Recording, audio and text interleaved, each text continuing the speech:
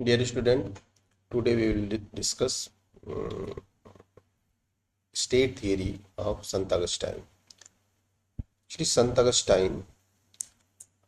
जैसा मैंने आपको बताया था कि वह एक रिलीजियस पर्सन है, रिलीजियस थिंकर है या रिलीजियस मैन है, क्योंकि वह चर्च में पादरी थे और एडवोकेट थे। वह क्रिश्चियनिटी के या फिर ईसाई धर्म के। तो उन्होंने जो स्टेट या राज्य के बारे में या ओरिजिन ऑफ स्टेट के बारे में जो अपने आइडियाज दिए थे या स्टेट के बारे में जो उन्होंने अपने आइडियाज दिए थे, वो कहीं ना कहीं पूरी तरह से बेस थे रिलीजन के या स्पिरिचुअल पावर के। एक्चुअली हुआ क्या था कि वह जो है एक उस उनके जब हम विचारों के बारे में जानते हैं, उनकी जब आइडियोलॉजी के बारे में हम जानते हैं, तो हमने इस चीज़ को महसूस किया था कि वह जो है उनका जो विचार था एक रिलीजियस मैन होने के करते, उनकी जो आइडियाज हैं, उनके जो थॉट्स हैं, उस पर सबसे ज़्यादा प्रभाव रिलीजन का ही था। और हालांकि यह अपेक्षा की जा सकती है या हो सकती है कि संत अगस्टाइन से पहले जो पॉलिटिकल थिंकर थे, जैसे प्लेटो थे, अरस्तु थे, तो इन सब की आइडियोलॉजी का प्रभाव संत अगस्टाइन पे पड़ा या नहीं पड़ा या पड़ना चाहिए था। लेकिन संत अगस्टाइन जो है वह किसी भी दूसरे तरह की फिलॉसफी से ज़्यादा वह रिलीजियस फिलॉसफी पे ही बिलीव करते थे। और उन्होंने अपने बेस या बैकग्राउंड के आधार पे अपने थॉट्स जो है डेवलप किए थे, क्योंकि कोई भी विचारक, कोई भी थिंकर जब अपने थॉट डेवलप करता है तो उस पे कुछ लोगों का प्रभाव पड़ा होता है। और साथ ही साथ सबसे ज़्यादा प्रभाव जो पड़ता है वह उसके खुद के वातावरण का पड़ता है, जहाँ से वो आ रहा है या जहाँ से वो बिलोंग करता है। तो संत अगस्टाइन जो है वह जैसे कि मैं आपको बार बार यह बता रहा हूँ, संत अगस्टाइन जो है एक चर्च में पादरी थे। और इस कारण से उनकी जो आइडियाज थे, उनकी जो आइडियोलॉजी थी, वो पूरी तरह से रिलीजियस थी। और वह एक स्पिरिचुअल मैन की तरह थे, तो इसलिए जो आध्यात्मिक व्यक्ति थे, तो इसलिए जो है उन्होंने उनके जो थॉट्स या विचार हैं, वो उनमें सबसे ज़्यादा प्रभाव रिलीजन या रिलीजियस जो इक्विपमेंट या फिर रिलीजियस एटमॉस्फेयर का था। उन्होंने स्टेट को एक ऐसे इंस्टीट्यूशन के रूप में डिफाइन किया जिसको कहा जा सकता है कि स्टेट जो है वो किसी डेवलपमेंट या किसी कॉन्ट्रैक्ट का रिजल्ट न हो के, स्टेट जो है वो एक डिवाइन कॉन्सेप्ट पे बेस्ड था, एक दैवीय उत्पत्ति पे बेस्ड था। उसका जो ओरिजिन हुआ था, उसको जो ओरिजिनेट हुआ किया गया था, वह जो है ईश्वर के द्वारा, गॉड के द्वारा क्रिएट किया गया था, बनाया गया था। जैसे अगर आप जब डिवाइन कॉन्सेप्ट को स्टडी करेंगे या जानेंगे, तो डिवाइन कॉन्सेप्ट जो स्टेट ओरिजिन का जो डिवाइन कॉन्सेप्ट है, वो यह कहता है कि ईश्वर जो है वो स्वयं नहीं आ सकता। तो उसने जो है लोगों को, जैसे अगर हम हिंदू मैथोलॉजी की बात करें, किसी भी मैथोलॉजी की बात करें, तो हर मैथोलॉजी में जो स्टेट ओरिजिन का जो कॉन्सेप्ट है वो यही है, सीधा साधा कॉन्सेप्ट है कि वह जो है इस जो लोग जो है वह अनार्की से दुखी होकर या फिर अनार्की से त्रस्त होकर, क्योंकि अनार्की की सिचुएशन हो गई थी चारों तरफ जो है, वो अनार्की की सिचुएशन थी। और फिश लॉ जिसे यह कहा जाता है, जिसे मत्स्य न्याय कहा जाता है, फिश लॉ का मतलब यह है कि हर बड़ी मछली छोटे मछली को खा जाती है। अपने को जीवित रखने के लिए हर बड़ी मछली छोटे मछली को खा के अपने को जीवित रखती है। या फिर अगर उनको जीवित रहना है और उनका भोजन ही वही है, तो उन्हें किसी न किसी को मार के खाना ही पड़ेगा। तो ये उनके रूल्स हैं। और यह जो है फॉरेस्ट लॉ भी है, जंगल का नियम भी है कि जंगल में बने रहना है तो आपको अपने भोजन को करना होगा या अपने भोजन की व्यवस्था करनी होगी। तो सेम उसी तरह यह एक अनार्की की सिचुएशन हो जाती है, जिसमें हर इंसान दूसरे का दुश्मन, दूसरे का शत्रु होता है, और वह दूसरे को नुकसान पहुंचा के अपने सुखी रहना या अपने बचे रहना चाहता है। तो जब ऐसी अनार्की की सिचुएशन हो गई थी, ऐसी अनार्की की सिचुएशन आ गई थी, तो इन सिचुएशनों से त्रस्त होकर, इन स्थितियों से त्रस्त होकर लोग जो है वह ईश्वर के पास पहुंचे, लोग जो है भगवान के पास पहुंचे, गॉड के पास पहुंचे। और भगवान जो है वह, उन्होंने इसका एक निवारण किया। उन्होंने किसी एक व्यक्ति को उसका राजा बना दिया और कहा कि, और उन्होंने राज्य बनाई, राज्य की स्थापना की और किसी एक को अपना रिप्रेजेंटेटिव चुन के उसका राजा बना दिया। चाहे वो आप भारत इंडियन पॉलिटिकल थिंकर में मनु पढ़ लीजिए या इस्लामिक थिंकर पढ़ लीजिए, क्रिश्चियनिटी में भी संत अगस्टाइन भी इसी का समर्थन है कि चारों तरफ अराजकता की स्थिति थी, चारों तरफ जो है भय का वातावरण था, लोग एक दूसरे के शत्रु थे, हर इंसान जीने के लिए दूसरे को दुखी या मार के ही जीवित रह सकता था। तो ऐसी सिचुएशन में लोगों ने जो है आपस में कोई कोऑपरेशन नहीं था, तो लोग जो है ईश्वर के पास गए। उनका कॉन्शियस माइंड ने उन्हें अलाउ किया कि इस निवारण से, इस तरह की स्थिति से कब तक रहा जाएगा, इसका निवारण होना चाहिए, इसका कोई उपचार होना चाहिए, इसका जो है इसका कोई ना कोई समाधान खोजा जाना चाहिए। तो यह जो लोग थे, जिन जो अपने कॉन्शियस माइंड से जिनको यह नॉलेज या ज्ञान आया कि ऐसी स्थिति से निपटना चाहिए या ऐसी स्थिति से बाहर निकलना चाहिए, तो वह लोग जो है वह ईश्वर के पास गए। मनु, इंडियन मैथोलॉजी में मनु जो है ब्रह्मा जी के पास जब लोग गए, तो फिर ब्रह्मा जी ने मनु को बनाया। इस्लामिक कंट्रीज में भी यही हुआ कि उन्होंने खलीफा को अपना रिप्रेजेंटेटिव घोषित किया। और इस क्रिश्चियनिटी में जो है उसमें यह हुआ कि जब ईश्वर स्वयं नहीं आ सकता तो करेगा क्या, तो उन्होंने अपना रिप्रेजेंटेटिव गॉड ने अपना रिप्रेजेंटेटिव जो है मोनार्क या राजा को बना के भेज दिया। अब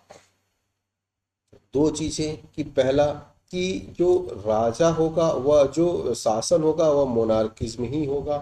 क्योंकि राजा ने ईश्वर ने, गॉड ने जो है वह राजा को ही अपना रिप्रेजेंटेटिव बनाया है। तो जो पॉलिटिकल सिस्टम डेवलप होगा, जो स्टेबल होगा, वह मोनार्किज्म होगा और मोनार्किज्म के बेस पे ही शासन संचालन होगा। तो पहली चीज। दूसरी चीज कि जो राजा है, जो मोनार्क है, वह रिप्रेजेंटेटिव ऑफ गॉड है, क्योंकि ईश्वर स्वयं नहीं आ सकता। तो ईश्वर जो है वो अपने अंश से, अपने लोगों को बना के, तो राजा को अपना रिप्रेजेंटेटिव बना के भेजता है और और उनको वह सारी जिम्मेदारी देता है, वह सारी रिस्पॉन्सिबिलिटी देता है कि वह जो है राज्य के नागरिकों को, अपने पब्लिक के सारी सुविधाओं की व्यवस्था करे और उनको जो है उनके लिए रूल्स रेगुलेशन बनाए, वहाँ पे लॉ एंड ऑर्डर मेंटेन करे और अनार्की की सिचुएशन को ख़त्म करे। हालांकि एक चीज़ यह भी था कि जो सांसारिक नगर है, जो है थी अर्थली सिटी है, जैसा कि वो संत अगस्टाइन ने बताया था कि जो अर्थली या सांसारिक नगर है या अर्थली सिटी है, उसमें जो है वह दुष्टों का नगर है, वह पापियों का नगर है। तो राजा को भी ऐसी सिचुएशन, ऐसी स्थिति बनाई रखनी चाहिए कि जो ईश्वर द्वारा दिए गए दंड है या फिर जो किए गए पाप हैं उनके बदले में मिलने वाला दंड है, या फिर जो उन्होंने जो वह दुख भोग रहे हैं तो वह अपने कर्मों के फल पे भी भोग रहे हैं। तो इन सारी सिचुएशन को, इन सारी चीज़ों को अच्छी तरीके से मैनेज करना होगा, अच्छी तरीके से व्यवस्थित करनी होगी। लोगों को जो है वह जो भी संभव है, जो भी सुविधाएं उपलब्ध हो सकती हैं वह उपलब्ध करानी होगी। और राजा को इस चीज़ का ध्यान रखना होगा कि किसी भी तरह से लोगों के लिए जो जिम्मेदारी ईश्वर ने उन्हें सौंपी है, चाहे वह राज्य की सुरक्षा हो, चाहे वह सेना का निर्माण हो, चाहे वह टैक्स लेके लोगों को सुविधाएं उपलब्ध करानी हो, चाहे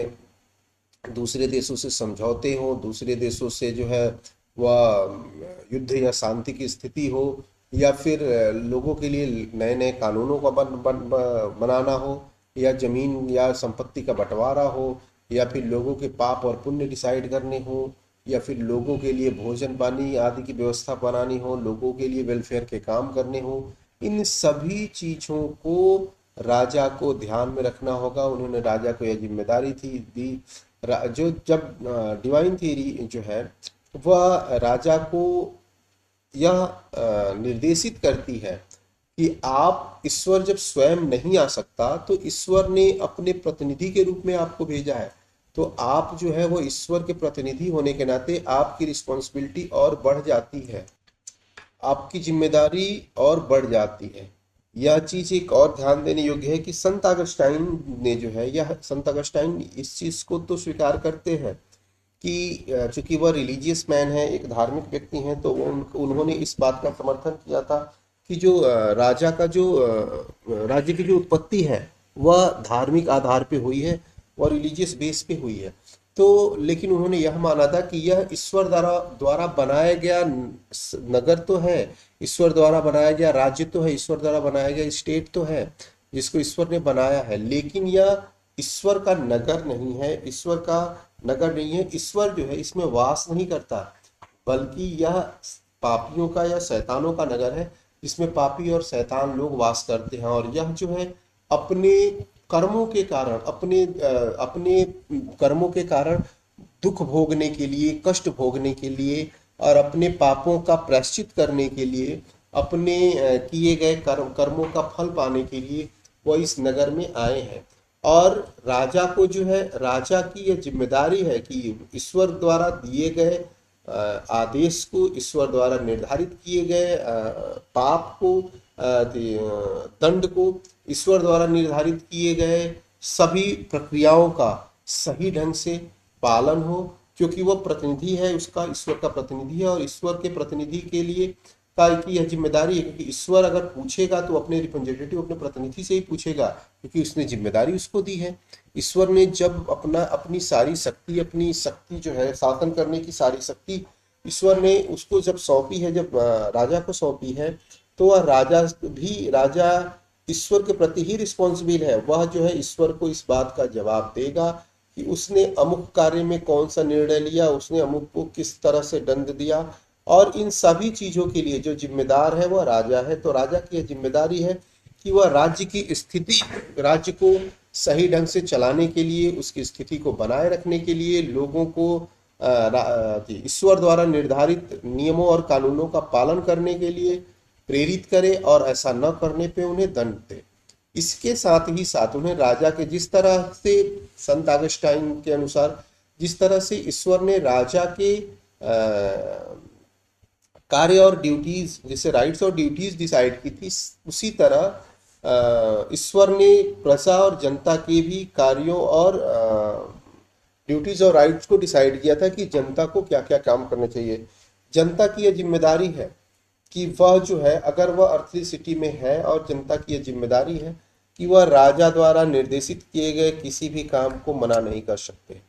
ठीक। लेकिन चूंकि यह पापियों का नगर है, शैतानों का नगर है, और इस नगर में लोग अपने कर्मों का फल भोगने आए हैं, यह इस नगर में उनका जन्म उनको दंड के स्वरूप हुआ है, उनके किए गए कामों के दंड के स्वरूप उनका जन्म हुआ है। इसलिए यह उनकी जिम्मेदारी होती है कि वह राजा के निर्देशों का पालन करें। और राजा जो है, चूंकि वह शैतान का नगर है, अतः राजा जो है वह कोई भी निर्णय लेता है, कोई भी डिसीजन देता है, तो हर संभव कोशिश करनी चाहिए कि वह राजा के दिए गए निर्देशों का पालन करे। लेकिन संत ऑगस्टाइन कहते हैं कि चूंकि यह पापियों का नगर है, ठीक, जो सांसारिक नगर है वो पापियों का नगर है, दुष्टों का नगर है, शैतानों का नगर है, तो इसके लिए इस चीज का ध्यान रखना चाहिए कि राजा कोई भी ऐसा डिसीजन अगर लेता है, या कोई ऐसा निर्णय करता है, या फिर कोई ऐसा आदेश देता है जो आपके पाप से पुण्य की तरफ अग्रसर होने वाले कामों में व्यवधान प्रस्तुत करता है, जैसे कोई भी ऐसा आदेश दे दे कि जिससे पाप से, अगर आप पाप को छोड़ के पुण्य की तरफ अग्रसर हैं, और वह कोई ऐसा आदेश दे दे कि आप जो है अपने पुण्य को खत्म करके आप पाप को बढ़ाएं, या अपने कर्मों को बुरा करें, या फिर बुरे काम करें, तो अगर आप यह जान रहे हैं कि यह गलत है, तो संत ऑगस्टाइन कहते हैं कि राजा के हर आदेश को मानना आपकी जिम्मेदारी नहीं है, आपका कर्तव्य नहीं है। अगर आपको यह महसूस होता है कि राजा के इस दिए गए आदेश से आप पर जो है वह पाप आएगा या पाप पड़ेगा,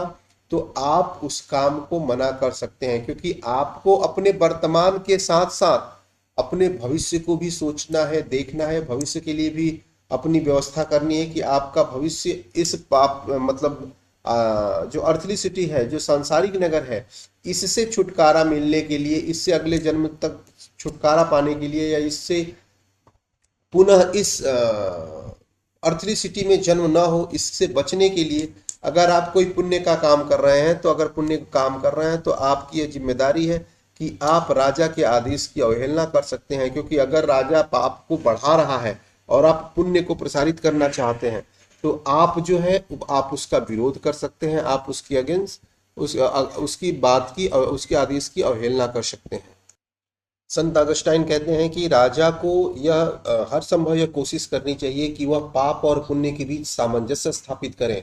और उसे इस बात का भी प्रयास करना चाहिए कि ज़्यादा से ज़्यादा लोग धर्म के प्रति आसक्त हों, धर्म के प्रति जो है निष्ठावान हो, धर्म के प्रति उनकी आस्था बढ़े। और इस तरह एक अगर उनका धर्म के प्रति आस्था बढ़ेगा तो इस संसार से पाप जो है खत्म होगा और पुण्य जो है वो बढ़ने लगेगा। जब पाप खत्म होगा तो यह इस अर्थली सिटी से, इस सांसारिक नगर से लोगों को विरक्ति होगी और लोग जो है वह धार्मिक कार्यों में लगेंगे, धार्मिक कार्यों के प्रति आकर्षित होंगे और उनका रुझान धर्म के प्रति होगा। तो फिर वह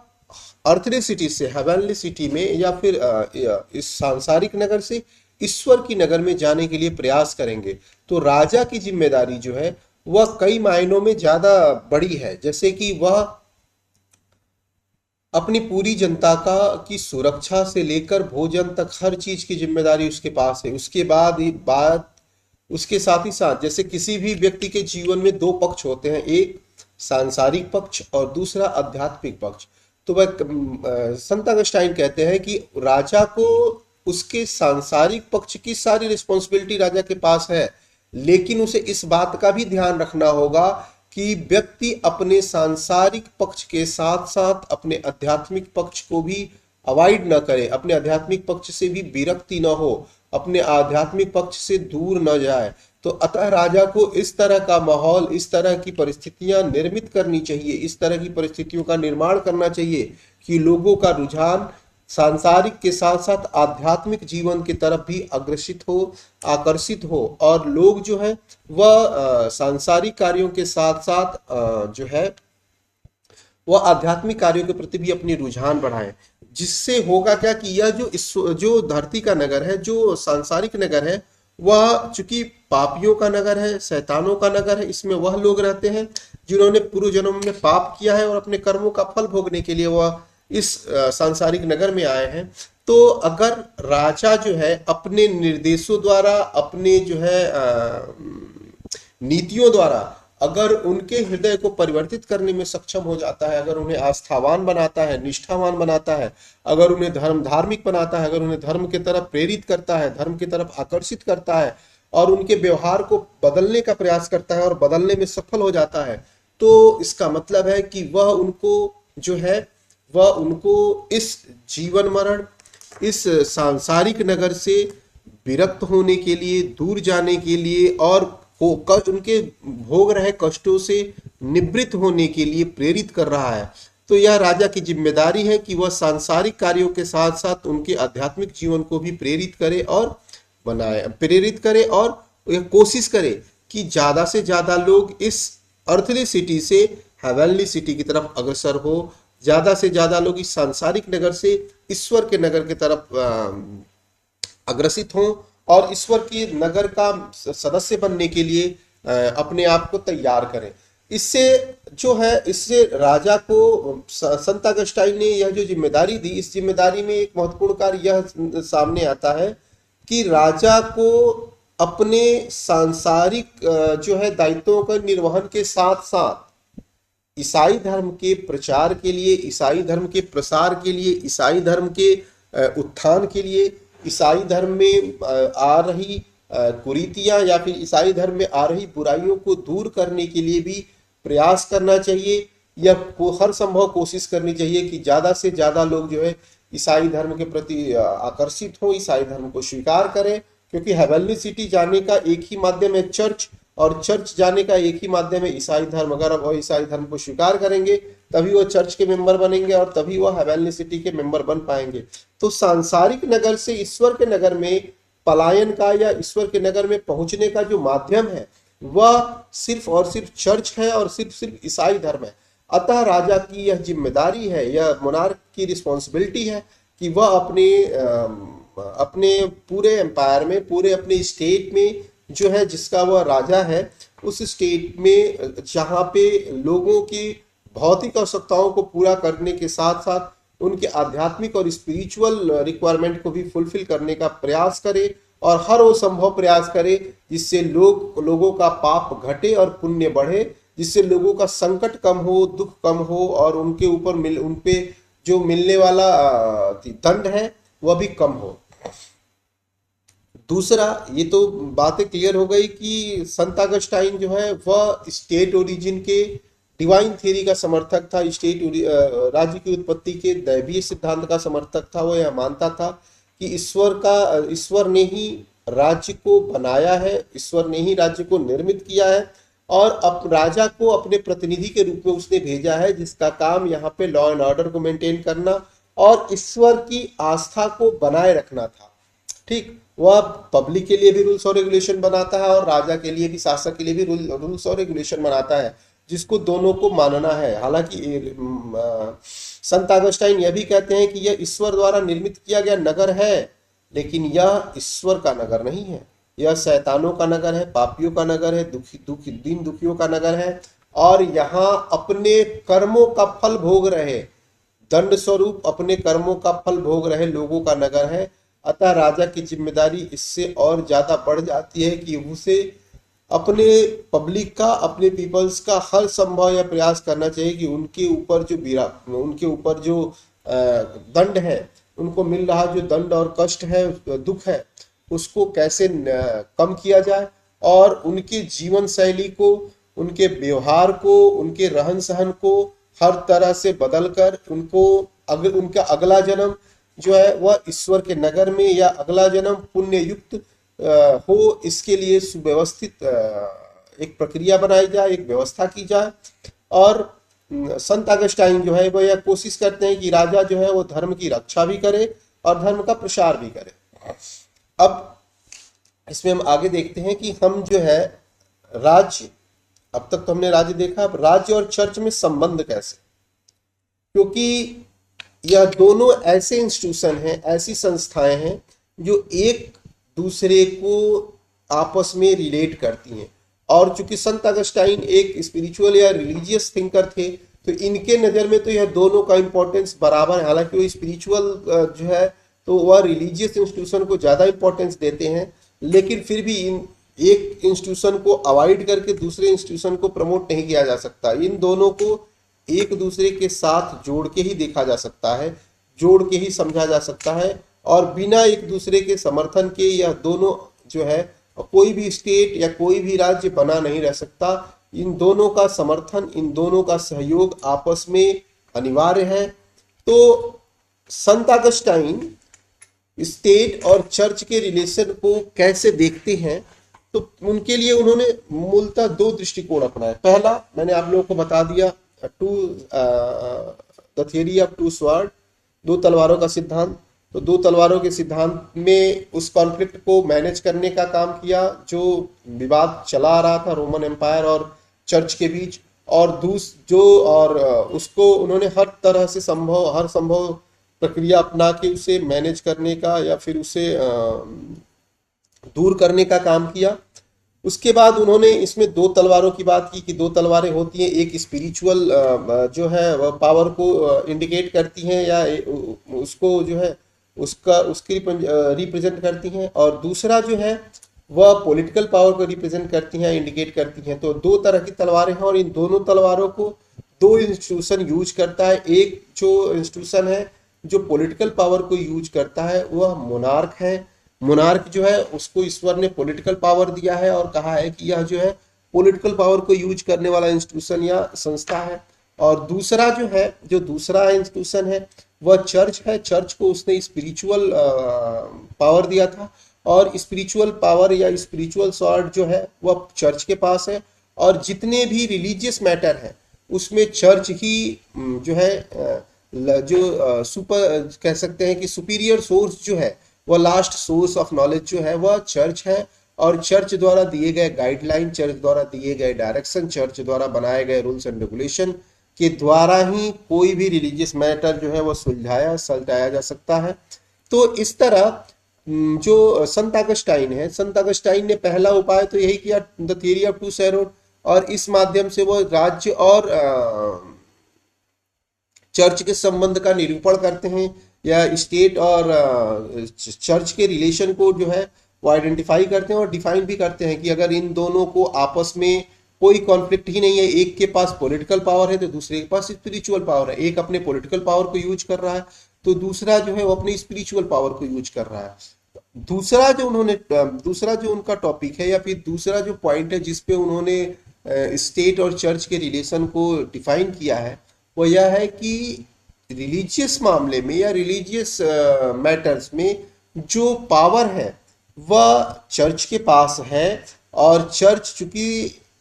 यह पहले वाले से, जो पहला कॉन्सेप्ट है कि the theory of two sword, इससे कोरिलेट है यह दूसरा पावर, कि जब चर्च को या स्पिरिचुअल पावर पहले से ईश्वर ने इसे प्रोवाइड कराया है या इसे उपलब्ध कराया है, और स्पिरिचुअल पावर पे पूरा कमांड जो है वो चर्च का है, तो कोई भी रिलीजियस मैटर हो जो स्टेट के पास आता है, जो राज्य के पास आता है, अगर कोई ऐसा स्पिरिचुअल मैटर है जो राज्य या चर्च राज्य के पास आता है, तो उसमें या मोनार्क की या राज्य की रिस्पॉन्सिबिलिटी है या जिम्मेदारी है कि वह जो है इस मैटर में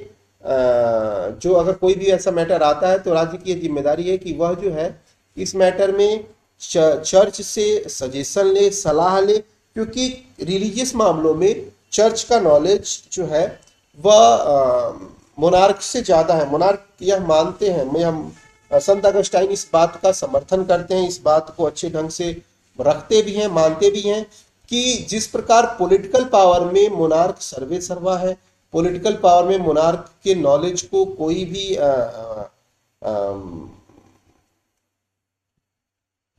भी जो है वह मोनार्क के नॉलेज को कोई भी कम नहीं आंक सकता। मोनार्क जो है वह पॉलिटिकल मामलों में सुप्रीम है, और वह जो है पॉलिटिकल मामले में जो भी डिसीजन लेगा वह सबको मानना ही होगा। उसी तरह संत अगस्टाइन का यह मानना था कि जो स्पिरिचुअल पावर है, तो स्पिरिचुअल पावर चूंकि चर्च के पास है, अतः रिलीजियस मैटर में या रिलीजियस जो कोई भी ऐसी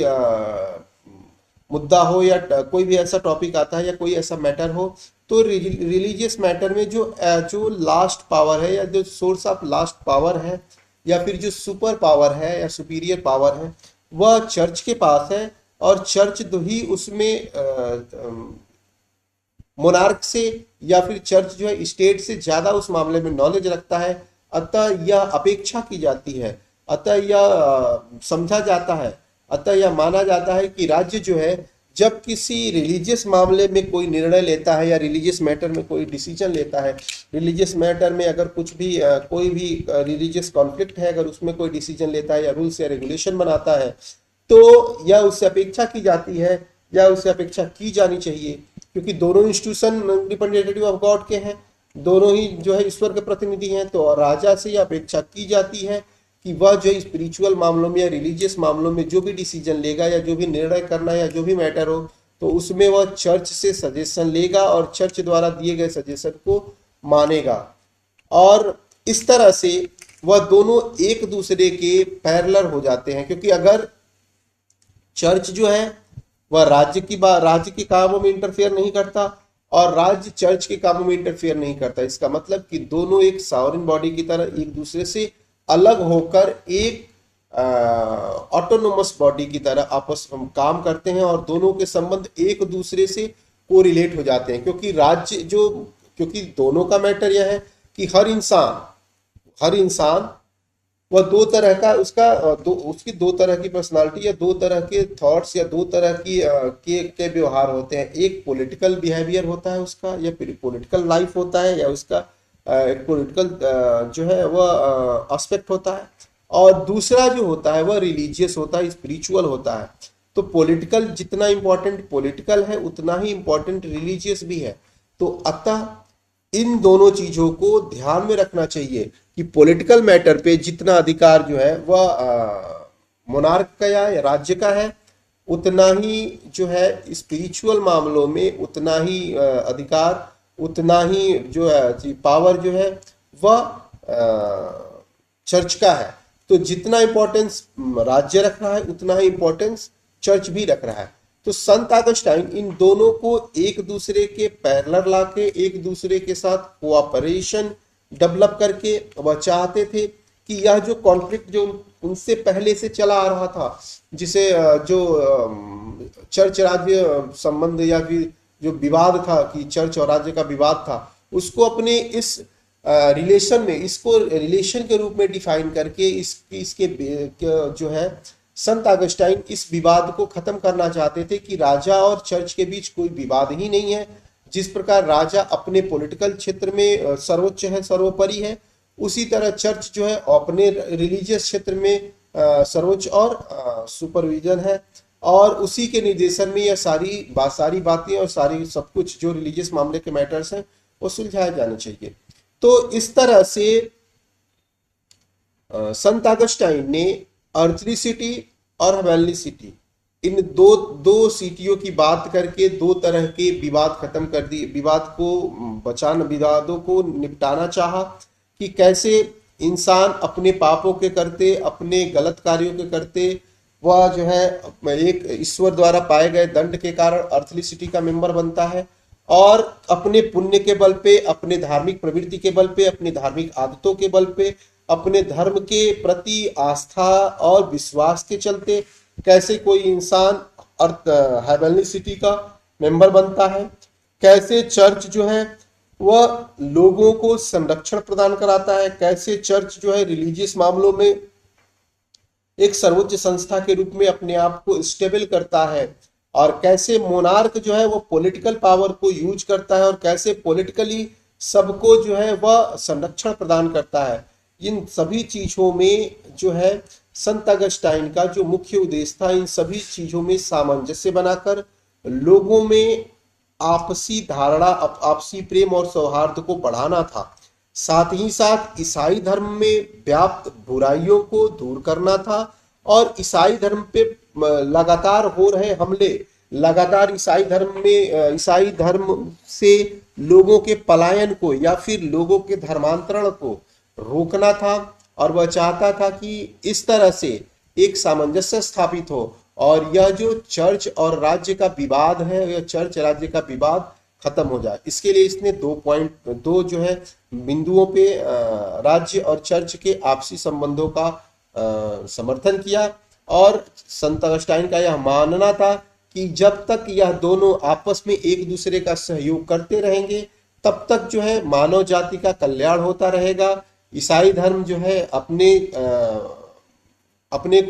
विकास के मार्ग पे अग्रसर होता रहेगा, और लोग जो है शांतिपूर्वक, न्यायपूर्वक अपना जीवन जीते रहेंगे। हालांकि उसका यह कहना भी था कि सांसारिक नगर में न्याय और शांति संभव नहीं है, क्योंकि यहाँ की लोगों की प्रवृत्ति ही ऐसी है, इसी प्रवृत्ति के कारण तो वह कष्ट भोग रहे हैं। तो उसका यह मानना था कि न्याय और शांति जो है ईश्वर की नगर की विशेषताएं हैं, वह सांसारिक नगर की नहीं है। सांसारिक नगर में लोभ है, विवाद है, चोरी है, हत्या है, मतलब तरह तरह की बीमारियां हैं। यह सारी चीजें जो है वह सांसारिक नगर में या अर्थली सिटी में ही पाई जाती है। और इन्हीं सारी चीजों को दूर करने के लिए आप अगर चर्च का मेंबर बनते हैं, आप अगर चर्च की सदस्यता लेते हैं, तो चर्च आपकी हर संभव सहायता करेगा, और इन सारी बुराइयों से, इन सारी कमियों से आपको दूर करेगा, और फिर आप इत्मीनान से अपने अर्थली सिटी के आगमन और चरण, मतलब जीवन जो आने जाने का है, कि आप अपने पापों का कष्ट भोग रहे हैं, आप अपने पापों का दंड भोग रहे हैं, तो उनसे आपको निपटारा मिल सकता है अगर आप चर्च के मेंबर बने। आप अगर ईश्वर के शरण में जाना चाहते हैं तो आप ईसाई धर्म को स्वीकार करें, चर्च का मेंबर बने और ईश्वर के नगर के निवासी बने। धन्यवाद।